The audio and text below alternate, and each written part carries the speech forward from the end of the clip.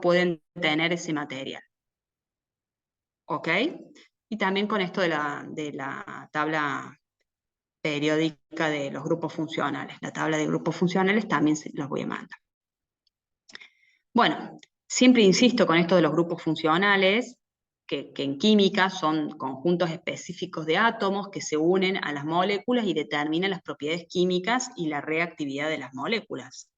Esos son los grupos funcionales, le dan esa característica particular a cada compuesto orgánico que está compuesto, valga la redundancia, o que está formado por estos grupos funcionales. Dan características particulares a cada sustancia, ¿sí? Son uno más elementos, un conjunto de átomos de uno más elementos que se unen de una manera particular y característica y tienen una influencia muy significativa en el comportamiento químico de las moléculas que la contienen. ¿Cuáles son los elementos que ustedes pueden identificar y que ya con el estudio de todos los módulos de química orgánica, cuáles son los elementos de la tabla periódica que están sí o sí presentes en todos los grupos funcionales? El carbono es uno, ¿puede ser? El carbono es la vedette de la química orgánica. ¿Cuál más? El hidrógeno. Bien. ¿Y él? Oxígeno. Oxígeno. Excelente, muy bien. Esos tres son como los, van a estar siempre, siempre, siempre en la molécula, ¿sí? Después van a ver que, o ya vieron, que hay dobles enlaces, que el oxígeno está enlazado al carbono a través de dobles enlaces, etcétera, ¿sí? Después viene la cola carbonada, cómo se van completando estas macromoléculas, cómo se van completando con una determinada cantidad de carbonos que producen estos polímeros de determinados monómeros de cada compuesto orgánico, ¿sí? Entonces los grupos funcionales son importantes porque determinan cómo interactúan estas moléculas con otras sustancias en las reacciones químicas, ¿sí? No solamente que le confieren estas propiedades específicas a las moléculas, sino también que afectan las funciones biológicas, las propiedades físicas y las propiedades químicas, ¿sí? Por ejemplo, los azúcares son normalmente solubles en agua, mientras que los lípidos no. Y ahí hablamos de características físicas que están dadas por ciertas propiedades químicas de cada molécula, ¿sí? Cada grupo funcional tiene propiedades únicas que influyen en las propiedades de las moléculas, como dijimos, que lo contienen, ¿sí? Por ejemplo, los grupos hidroxilo son grupos polares. Estamos repasando algunos conceptos que ya hemos visto en módulos anteriores. Son polares, pueden formar puentes hidrógenos, por supuesto, por eso los hace solubles en agua y capaces de participar en reacciones de condensación y de hidrólisis, justamente porque forman estos puentes hidrógeno y por la polaridad que presenta la molécula, ¿sí? Después están los grupos amino. ¿Dónde encontramos grupos amino?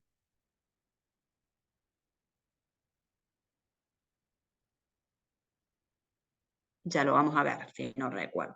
Bueno, los grupos amino también actúan como bases, aceptan protones, pueden aceptar protones, por eso tienen propiedades básicas y también forman en la formación, también participan en la formación de enlaces peptídicos entre las proteínas. Acuérdense, los grupos amino están presentes dentro de las proteínas. Ya los vamos a ver porque es lo que hoy en realidad desarrollé en la clase más en base a las proteínas, ¿sí? Después están los grupos carboxilo, que pueden actuar como ácidos, a diferencia de los grupos amino que actúan como bases, porque liberan protones acá en solución, entonces reaccionan con bases para formar también enlaces peptídicos en las proteínas, ¿sí? Vamos a verlos también. Después están los grupos carbonilo, que eran los dos carbonos que estaban unidos con era el carbono que está unido con doble enlace al oxígeno, participan en reacciones de óxido-reducción y en la formación en enlaces de coordinación con metales. Entonces podemos decir que los grupos funcionales son claves para comprender las moléculas orgánicas y van determinando las propiedades químicas y el comportamiento en las reacciones químicas, ¿sí? Bueno, esto como introducción. También ya hemos visto biomoléculas, y acá les presento algunas de las biomoléculas que son parte del estudio de estos módulos, ¿sí? De esta materia. Los lípidos, ácidos nucleicos, carbohidratos y proteínas, ¿sí? Son estas moléculas orgánicas o biológicas que están presentes en los organismos vivos y que desempeñan roles fundamentales no solamente en la estructura, sino en la función y regulación de las células y tejidos. Estas moléculas se dividen de acuerdo a varias clases principales, como mencionamos y como definimos en estas que están acá, y todas tienen funciones específicas dentro de los sistemas biológicos. Por ejemplo, acá los lípidos están representando la doble capa lipídica o fosfolipídica que está presente en la membrana celular de todas las células que componen los sistemas vivos, el cuerpo humano, el cuerpo de los animales, las plantas, etcétera, ¿sí? Acá esta molécula, que es un ácido nucleico, como el ADN o el ARN, los carbohidratos, por ejemplo, el almidón, el glucógeno hepático, la glucosa, que se utiliza como fuente de energía para las células. La glucosa entra a la célula y entra a lo que se llama el proceso de respiración aeróbica, respiración celular, que transforma esta molécula orgánica de glucosa en ATP, y después las proteínas, que bueno, las proteínas son como, son uno de los componentes, yo diría que casi más importantes de los seres vivos, ¿sí? Para repasar un poco los carbohidratos, que son estos que están acá, son moléculas que están compuestas principalmente por carbono, hidrógeno y oxígeno. No tienen normalmente otro elemento dentro de su estructura química. La relación entre carbono, hidrógeno y oxígeno es 1-2-1, un carbono por cada 2 hidrógenos y un oxígeno, ¿sí? Acá tenemos la glucosa, la celulosa, el almidón, el glucógeno, como les dije hace un ratito. El grupo funcional característico de los carbohidratos es el grupo hidroxilo, que era el OH unido por simple enlace al átomo de carbono. OH es el grupo hidroxilo, es el grupo funcional.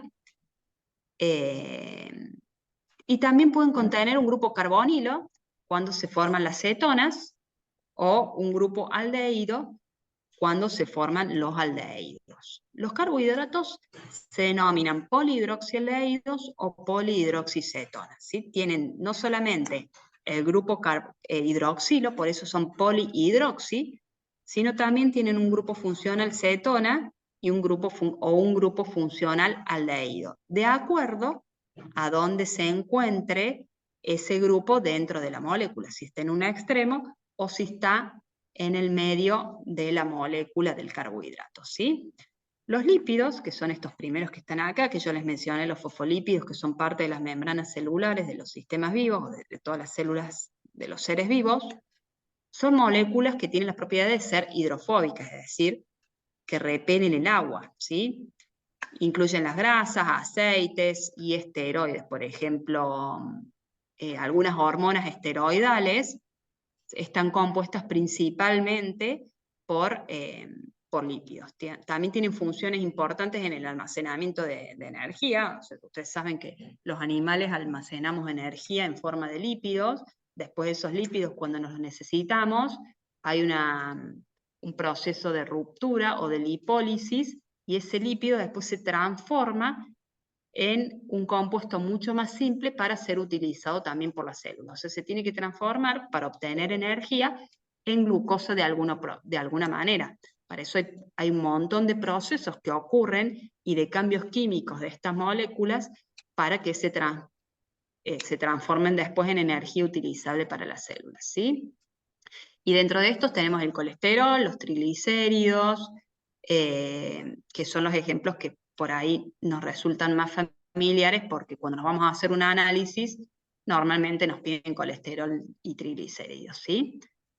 Estas moléculas contienen ésteres, que son los grupos funcionales que están formados por un grupo carbonilo, ¿sí? Carboxilo, perdón, que está unido a un grupo alquilo, que lo definíamos como la rayita y la R, o el grupo arilo como la rayita y AR, a través de un enlace éster, ¿sí? Y después están las proteínas que vamos a desarrollar hoy con un poquito más de profundidad, que son polímeros de aminoácidos y desempeñan un montón y gran variedad de funciones en el cuerpo, algunas enzimas, estructuras celulares, transporte de moléculas, señalización celular, la regulación génica, la regulación genética está mediada por proteínas, ¿sí? El ARN se copia a proteínas o traduce a proteínas a través del ARN mensajero, ¿sí? El grupo funcional es el grupo amino, como dijimos hace un ratito, y se encuentran en los aminoácidos que forman los polipéptidos. En la clase esa que está grabada, hablo un poquito de los aminoácidos, cuál es el nombre de todos los aminoácidos. Hay 20 aminoácidos. Después, dentro de esos 20 aminoácidos, hay aminoácidos esenciales, que son los que sí o sí los organismos vivos necesitan incorporar en su alimento, porque por sí solos no los podemos sintetizar, o sea, no hay funcionamiento celular o no hay alguna estructura celular que sintetice esos aminoácidos dentro del cuerpo, así que los debemos incorporar sí o sí con la dieta. Y acá el grupo amino actúa también como base en las reacciones químicas, que también lo dijimos hace un ratito. Tienen el grupo carboxilo y también pueden actuar como ácidos, ¿sí? Y después están los ácidos nucleicos, que son estos que están acá, segundos, que son polímeros de nucleótidos. Acá son los que transmiten y almacenan la información genética en todas las células. Acá tenemos el ADN, que es el ácido desoxirribonucleico, y el ARN, que es el ácido ribonucleico. El ADN tiene doble hélice, el ARN es una simple hélice, es como si partiéramos el ADN a la mitad, ¿sí? En este caso tienen un grupo fosfato como grupo funcional característico, y también tienen una azúcar de 5 carbonos, que es la ribosa, y en el ARN, y la desoxirribosa en el ADN, y después tienen bases nitrogenadas, que para el ADN son adenina, guanina, citosina y timina, y en el caso del ARN, la timina no está, pero está el uracilo, ¿sí? Bueno, estas biomoléculas son esenciales para la vida, ya que participan en una amplia gama y en todos los procesos biológicos que se les puedan ocurrir, y mantienen la homeostasis, es decir, el equilibrio interno en los seres vivos, y regulan la función celular, ¿sí? Bueno, de estas ya la han visto. Creo que carbohidratos es del módulo, ay, no tengo la cosa, el programa acá. Creo que carbohidratos es del módulo 2, si no recuerdo, o del módulo 3.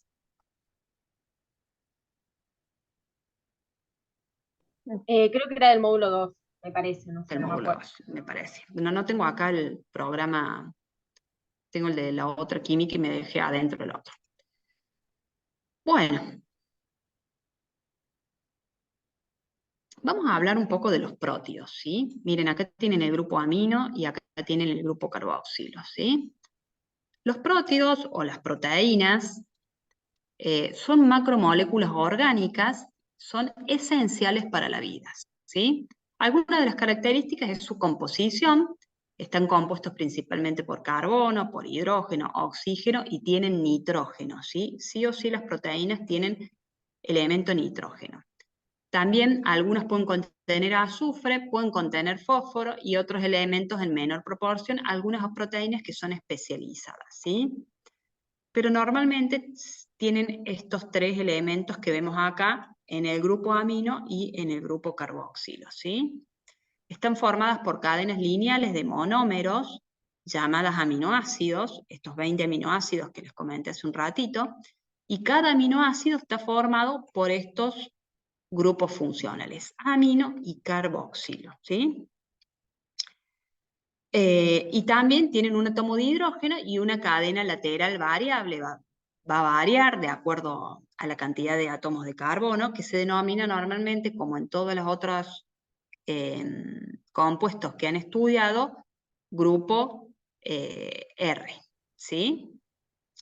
La secuencia y la disposición específica de los aminoácidos en la cadena de la proteína determina la estructura tridimensional y por tanto la función de la proteína. Ya vamos a ver un ratito cómo son estas estructuras, cómo se dividen, cómo se clasifica de acuerdo a las estructuras de la proteína, y algunos ejemplos también vamos a ver de cada una de ellas, ¿sí? Tienen funciones biológicas, como dijimos, funciones estructurales, por ejemplo, forman componentes celulares como parte de la membrana celular, parte del citoesqueleto también, los ribosomas, hay proteínas en los ribosomas, también actúan como enzimas, tienen función enzimática, donde actúan como catalizadores biológicos en algunas reacciones químicas que están implicadas con el metabolismo. Recuerden que la catálisis, lo que hacían los catalizadores era como empujar y aumentar la velocidad de reacción o de una reacción química, ¿sí? Bueno, las proteínas actúan como enzimas catalizadoras, también como proteínas transportadoras, ya que transportan distintas moléculas a través de la membrana celular.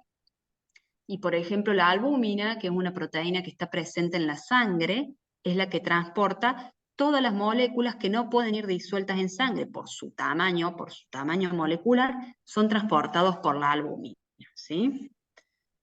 Me estaba acordando más y ahora se me fue. Algo más de las proteínas, otro ejemplo de proteína. Bueno, ya me va a salir, ¿sí? Bueno, también participan en la contracción muscular, o sea, si ustedes, cuando decimos por ahí, pensamos, hay que comer más proteína para ganar masa muscular, y bueno, ¿a dónde está presente la proteína? En la carne, ¿sí? Por supuesto que hay otros alimentos que son ricos en proteínas, pero cuando uno dice comamos prote, uno más piensa en la carne, ¿no? También, esto, tienen función inmunológica, esto es lo que quería decir. Las globulinas, las inmunoglobulinas, que son los anticuerpos, son cadenas de proteínas, ¿sí? Con una estructura en forma de Y, ¿sí? También algunas hormonas son proteínas. Yo tengo abierto el chat, así que si me quieren ir preguntando por ahí, lo pueden hacer porque veo el chat. Tengo media pantalla que es de chat, ¿sí? Y bueno, como dijimos también, a través de los ribosomas controlan la expresión génica y la actividad celular, ¿sí? Estas proteínas tienen una estructura tridimensional, que son bastante complejas, y las solemos llamar, o las solemos encontrar en la bibliografía como las conformaciones. Y estos determinan la función específica de cada tipo de proteína. Estas estructuras pueden ser de varios tipos, y ya vamos a ver la primaria, que es solamente una secuencia de aminoácidos, la secundaria, que forma hélices alfa y láminas beta de aminoácidos, la terciaria, que tiene algún plegamiento tridimensional, y después las cuaternarias, que son las proteínas más complejas, que está asociada por subunidades proteicas, o sea, se van asociando distintas subunidades proteicas dentro de la molécula. Bueno, vamos a hablar un poquito de los alfa-aminoácidos, cómo se forman. Los alfa-aminoácidos son moléculas orgánicas que contienen, por supuesto, el grupo amino, el grupo carboxilo, y están unidos al mismo átomo de carbono, en este caso, ¿sí? Que es el carbono alfa. Por eso se llaman alfa-aminoácidos, porque tienen los dos grupos funcionales que están unidos al mismo grupo de carbono. Voy como medio rápido, porque necesito terminar esta presentación en 1 hora, y ya vamos consumiendo media hora. Así que si necesitan que baje un poco el pie del acelerador, escríbanme, ¿sí? Además tienen el grupo R, que es el grupo alquilo, que determina la identidad, por supuesto, y las propiedades de esas proteínas específicas de cada aminoácido. Este es el grupo que va a variar en relación a cada aminoácido, ¿sí? En la estructura, el átomo de carbono central está unido a 4 grupos distintos. Uno es un hidrógeno, el amino, el carboxilo y este grupo alquilo o grupo R, que es el que va a variar en relación relación a las otras proteínas, ¿sí? Y es lo que diferencia de un aminoácido a otro y le da las características y las propiedades únicas para ese aminoácido. Bueno, los aminoácidos, acá habla del carácter anfótero, la quiralidad y la reactividad. Los aminoácidos también pueden existir en forma de isómeros ópticos. Esto de isomería es un concepto que lo vemos en prácticamente todos los capítulos de la química orgánica.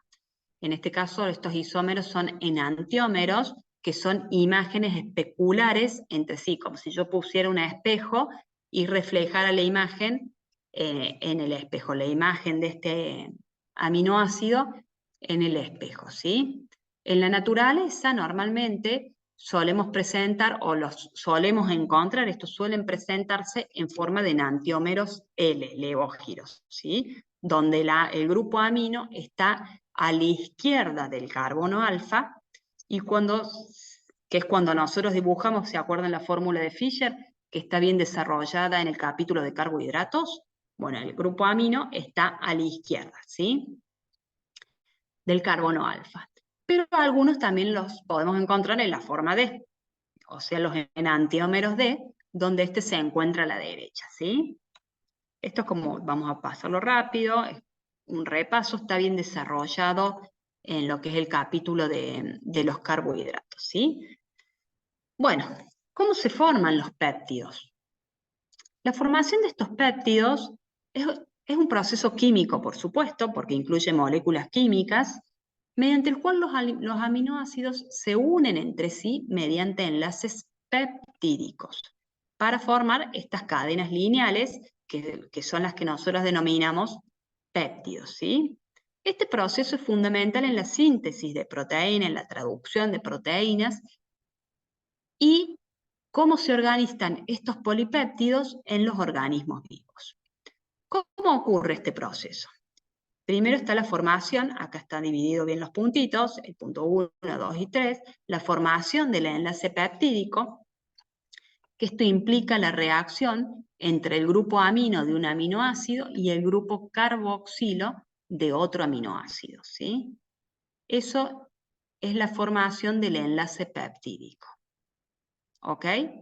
En esta reacción se libera una molécula de agua y se forma un enlace covalente entre el grupo amino y el carboxilo de otro aminoácido, ¿sí? Por supuesto que en este enlace participan el carbono alfa del aminoácido y el nitrógeno del grupo amino del otro aminoácido, ¿ok? Esto de los enlaces covalentes es importante porque si ustedes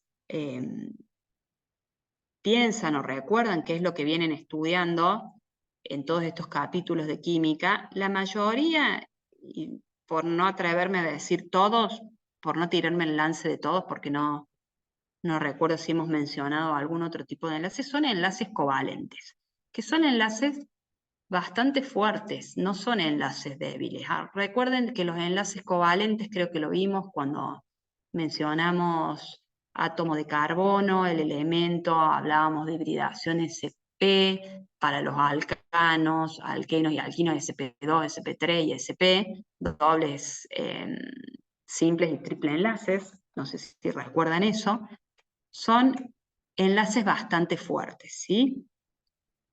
¿Qué es lo que permite mantener todos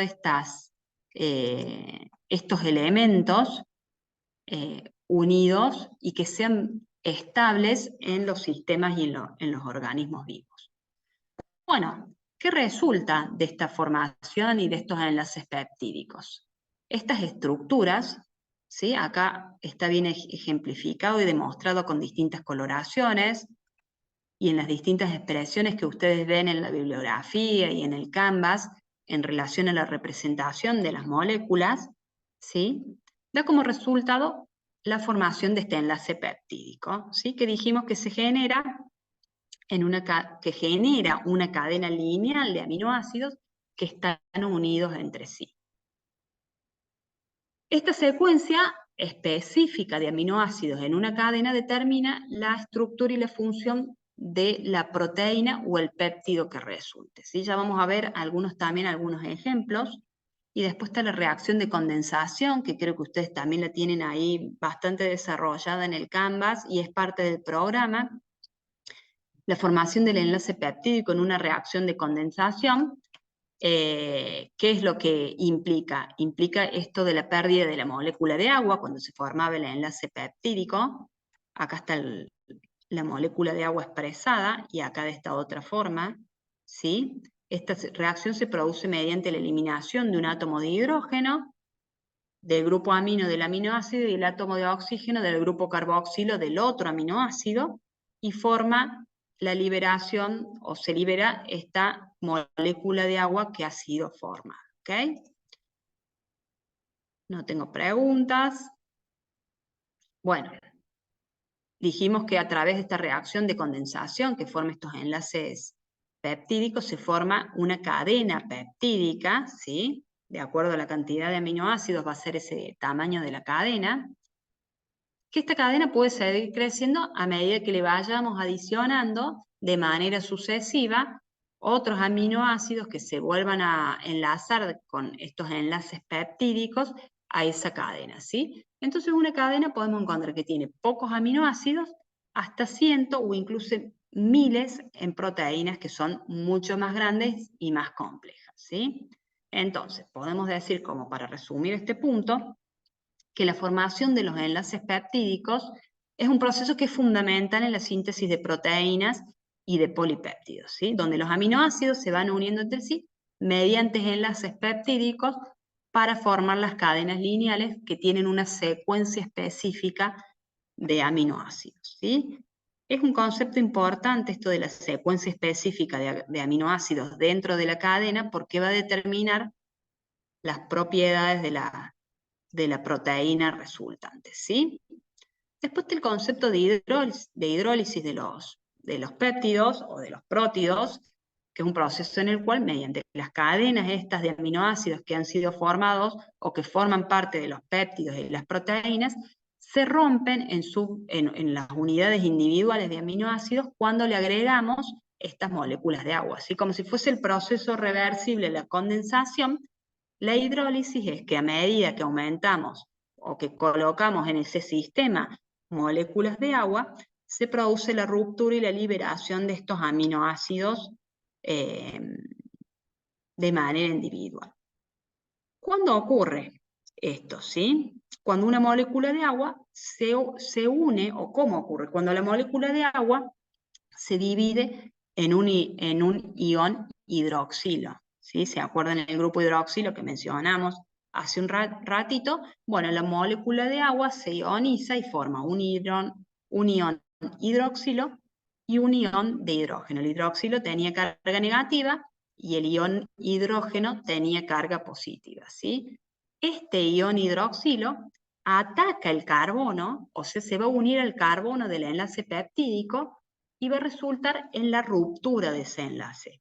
Entonces, es lo de esto que les digo que vendría a ser la reacción inversa a lo que ocurre en la condensación, ¿sí? ¿Vamos bien, chicos? Voy muy rápido. No, va muy claro. Bien, no los quiero complicar, así Profe, yo que, te quería preguntar si este video lo va a subir, o sea, lo va a mandar. por supuesto, obvio que voy a mandar con otras cosas más como que ya les dije, y con estas páginas de nomenclatura de Khan Academy y todo lo que les pueda servir para este segundo parcial, ¿sí? Así que quédense Muchísimas gracias. tranquilos que les mando todo. De nada. Bueno, la formación de aminoácidos implica la ruptura de estos enlaces polipeptídicos que van liberando aminoácidos que forman parte de esa cadena peptídica, ¿sí? Y estos aminoácidos después en los sistemas vivos pueden ser reutilizados por la célula, por ejemplo, para sintetizar nuevas proteínas o para, no sé, para otros fines, por ejemplo, metabólicos, ¿ok?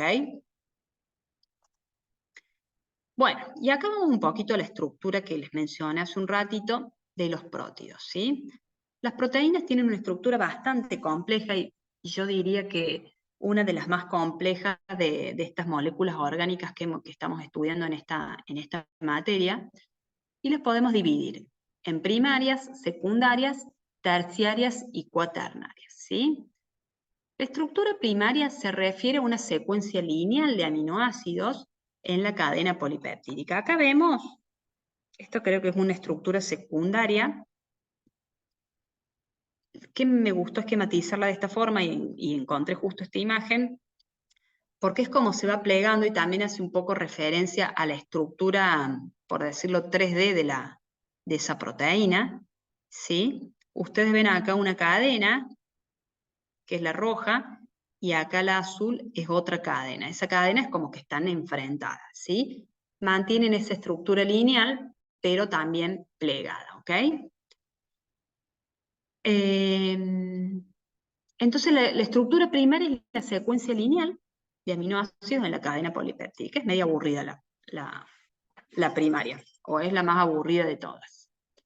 Bueno, un ejemplo, y ya vamos a ver en la próxima diapositiva, es la insulina, que es una hormona formada también por dos cadenas de aminoácidos que están unidas por enlace disulfuro, es decir, que en la insulina uno de los elementos que ya forma parte de esta molécula es el azufre, como dijimos en un principio, que no solamente tenían nitrógeno, carbono, oxígeno e hidrógeno, sino que podían tener fósforo o azufre. Bueno, la insulina tiene azufre y se une, estas proteínas se pliega y forma una unión mediante puentes disulfuros, es decir, entre los dos azufres que forman parte de la molécula.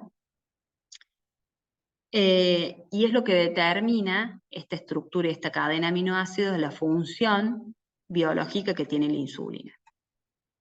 ¿Alguien sabe para qué o dentro de qué se estudia la insulina o para cuándo administramos insulina a un paciente o si un paciente tiene que La inyectarse diabetes, insulina? ¿no? En la diabetes, exactamente, muy bien. La diabetes, ¿y está en relación a qué la diabetes? Compuesto orgánico. Si no me equivoco, La glucosa en sangre. Tiren. Glucosa, exactamente, es el aumento de glucemia. La insulina es una hormona que se produce en los seres vivos, en el páncreas, en unas células especializadas dentro del páncreas, que liberan picos de insulina y regulan la concentración de glucosa en sangre. Muy bien, la insulina es una proteína de estructura primaria y la glucosa es un hidrato de carbono simple, ¿sí? Bueno, ¿vieron cómo vamos relacionando y repasando varias cosas? Bueno, después la estructura secundaria, acá, la estructura secundaria también se refiere a la forma tridimensional local que forma la cadena polipeptídica debido a la interacción de entre aminoácidos que están cercanos. Se pliega, ya vamos a ver cómo se pliega en una estructura que se denomina secundaria porque están cerquita dos aminoácidos, ¿sí? Un ejemplo de estos es la hélice alfa, donde la cadena polipeptídica se enrolla en forma de hélice debido a los puentes hidrógenos, a los enlaces hidrógenos que se forman entre dos grupos aminos, esos grupos aminos cercanos de aminoácidos, y el grupo hidroxilo, justamente por cercanía, ¿sí? La queratina es un ejemplo, la queratina del pelo, la queratina de las uñas, la queratina de los cuernos de la vaca, la queratina del vaso del caballo o de las pezuñas de la vaca, son un ejemplo de una proteína de hélice alfa. Se llama hélice alfa porque forma esta estructura así secundaria tipo helicoidal, donde se va plegando en forma de hélice. Después tenemos la estructura terciaria, ya tiene una estructura tridimensional más compleja. La mioglobina es un ejemplo de esto, que es la proteína de los músculos, que forma parte de los músculos, ¿sí? Y esta resulta de las interacciones que se dan entre aminoácidos diferentes a lo largo de la cadena polipeptídica, ¿sí? Acá no es como la secundaria, que solamente actúan por cercanía, sino que esta sucede más a nivel global, digamos, o a nivel más macro, dentro de esa cadena polipeptídica, ¿sí? La mioglobina, que es la proteína de los músculos, es un ejemplo clásico de proteína que tiene una estructura terciaria, tiene una forma de globo, ya lo vamos a ver. También tiene algunas láminas beta, tiene láminas alfa que se pliegan y betan y se organizan en esta estructura compleja. Y después está la estructura cuaternaria, que es mucho más compleja que la terciaria, ya que tiene 2 o más subunidades polipeptídicas que se ensamblan para formar otra proteína funcional. El clásico ejemplo que también vamos a ver ahora en la próxima diapositiva es acá está, es la hemoglobina. A ver, 11. Acá está. Bueno, acá un poco la estructura de los prótidos, la estructura de las proteínas primarias, secundarias, terciarias y cuaternarias. Acá el mismo ejemplo, nada más que por ahí dibujado de otra forma. Y acá la insulina, ¿sí? Como proteína primaria, acá está esta hélice, proteína secundaria, la proteína terciaria, que habíamos dicho que era la estructura terciaria de la mioglobina, ven que es como un ovillito, y la hemoglobina, que es la proteína de ¿qué? ¿Dónde encontramos hemoglobina?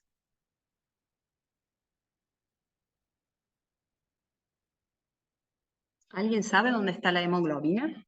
¿Hemoglobina? Hemo, sangre, bien, Alan, gracias. Hemo, de sangre, globina, es una proteína. ¿Sí? La hemoglobina es la que transporta el hierro. Acá adentro se va a unir el hierro adentro de esta proteína y va a ser transportado por la sangre a los distintos tejidos. Muy bien. Bueno, acá tenemos un poco de las aplicaciones. En realidad aplicaciones no son aplicaciones, son donde encontramos proteínas. Dijimos anticuerpos, mencionamos también enzimas como catalizadoras, proteínas estructurales como la mioglobina, que forman parte de las proteínas estructurales, forman parte de los músculos. También dijimos que actuaban como transporte. Si ustedes buscan, incluso creo que en la guía, en el Canvas deben tener, es la otra química. Bueno, si buscan el dibujo, ustedes ahora se animan y buscan en Google el dibujo de la membrana plasmática de las células eucariotas, que es esta doble capa fosfolipídica, ¿sí? Está compuesto por un grupo fosfórico y una cadena o una doble cadena de lípidos. Entre medio va a haber un dibujito como de una cosa así, dentro de esa membrana. Esas son proteínas de transporte o proteínas que están ancladas dentro de la membrana plasmática y sirven para transportar distintos elementos, distintas moléculas que no pueden atravesar por sí solos esta barrera fosfolipídica. La barrera de la membrana plasmática, la verdad que es maravilloso cómo actúa, porque el carácter polar de los fosfolípidos le otorga características muy particulares a esa membrana, donde deja pasar solamente algunas cosas, algunos componentes dentro de la célula, y eso garantiza la homeostasis dentro de la célula, ¿sí? Y después la célula va a elegir qué es lo que puede pasar a través de estos canales que otorgan las proteínas de la membrana y que pasan sustancias o moléculas particulares. La verdad que, no sé, a mí la verdad la biología y la química de los seres vivos me resulta literalmente apasionante. No sé a ustedes, pero a mí sí. Bueno, está la importancia dentro de los seres vivos, que más o menos lo mismo que dijimos recién, así que lo vamos a pasar. Y acá viene el tema de los polímeros, que creo que es la última unidad del módulo, y ya me queda poco tiempo, así que vamos a avanzar. Lo de los polímeros, que no quería dejar de pasarlos por alto, porque por ahí es como que es lo último y lo que siempre vamos dejando de lado, porque está en lo último en la guía y por ahí no llegamos, en lo último del programa y por ahí no llegamos. Los polímeros, a ver, ¿cuál es un ejemplo de polímero? El clásico ejemplo de polímero. ¿Cuál es? Si decimos polímero, ¿qué se nos viene a la cabeza con polímero? Plástico, bien, ajá, bien. Bueno, los polímeros son macromoléculas que están formadas por repetición de unidades moleculares, así como los aminoácidos formaban polipéptidos, en los polímeros están formados por unidades moleculares más pequeñas llamadas monómeros, ¿sí? Estos monómeros se enlazan con enlaces químicos, covalentes también, como mencionamos en la mayoría de las moléculas y como les dije recién, y forman estas cadenas largas y lineales, y también forman estructuras ramificadas, ¿sí? Son comunes en la naturaleza y también tienen muchas aplicaciones industriales. Por ejemplo, la formación de plásticos.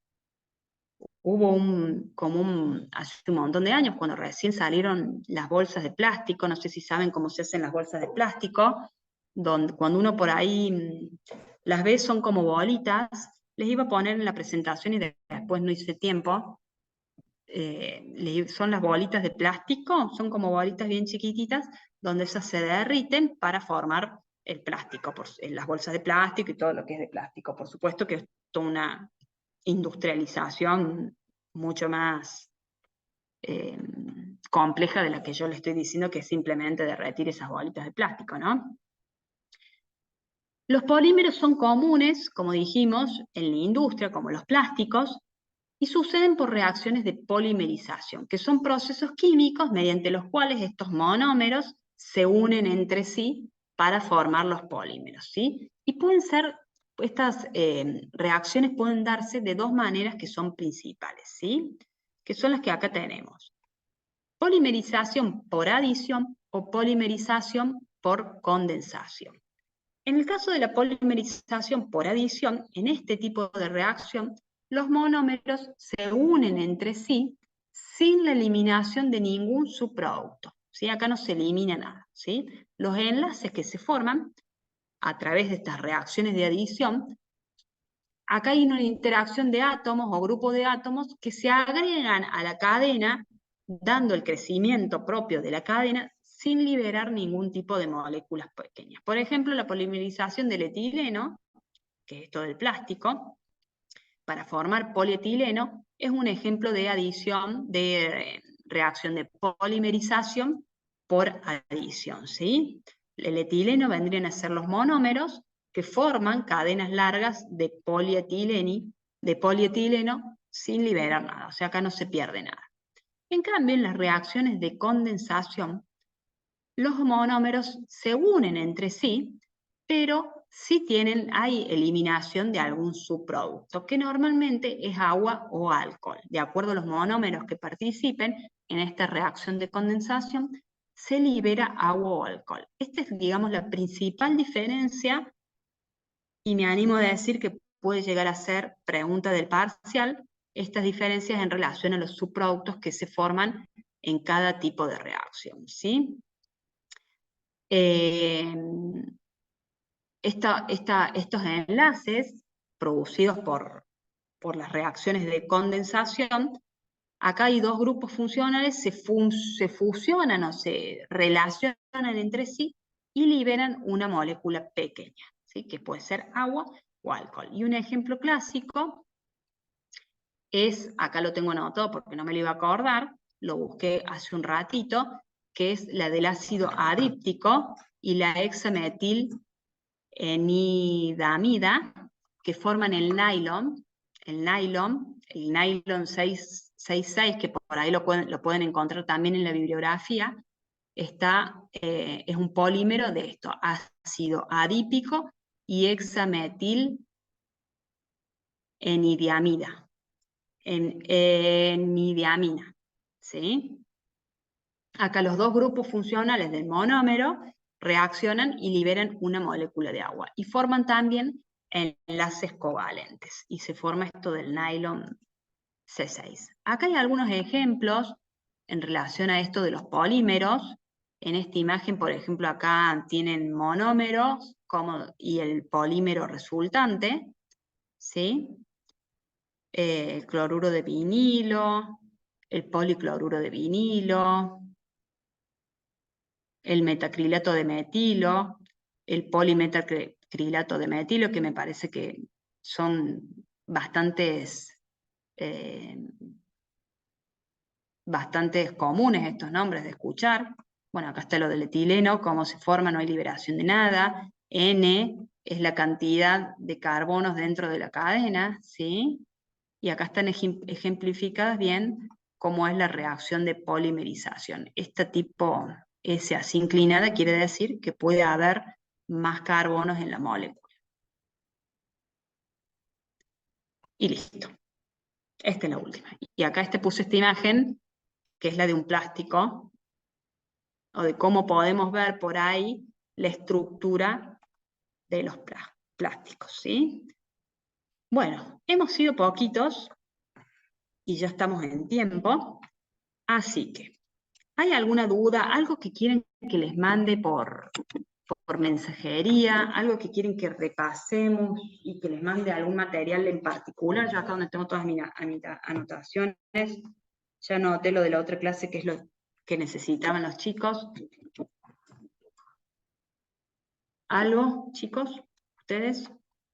Si me Yo me quieren tengo que escribir, ir, pero bueno, sí, Cami, seguramente le escriba de vuelta por por otro favor, tema. dale. Genial. Gracias por participar, gracias por estar acá. Espero que les haya servido. Me animé a hablar más de proteínas porque en la grabación que les pasé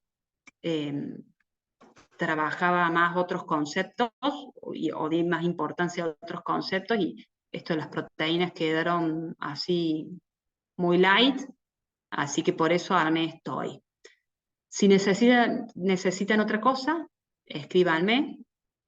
Yo estoy para esto, chicos, estoy para ayudarlos, para orientarlos, para guiarlos, para facilitarles cosas y que puedan rendir bien el último parcial, en este caso, de la materia.